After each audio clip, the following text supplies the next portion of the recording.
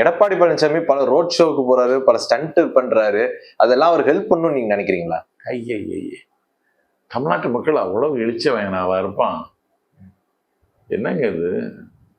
பச்சை கொடிக்கும் பச்சை பாம்புக்கும் வித்தியாசம் தெரியாத அவர்களா தமிழர்கள்?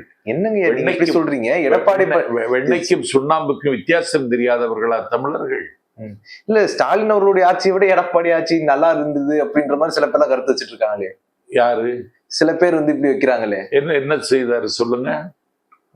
13 பேர் துடிக்க துடிக்க தூத்துக்குடியில சுட்டு கொல்லப்பட்ட பொழுது எடப்பாடி முதலமைச்சர் அவர் என்ன சொன்னார்? தொலைக்காட்சி பார்த்து தான் தெரிஞ்சுக்கிட்டேன்னார்.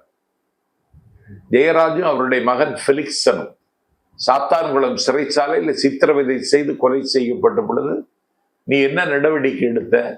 இன்னைக்கு எங்கள் முதலமைச்சர் மடப்புறம் காளியம்மன் கோவில்ல வாயில் காப்பாளர் தம்பி அஜித்குமார் காவலாளிகளால் அடித்து கொலை செய்யப்பட்டார் என்ற செய்தி வந்ததற்கு பிறகு எவ்வளவு நடவடிக்கை எடுத்தாரு?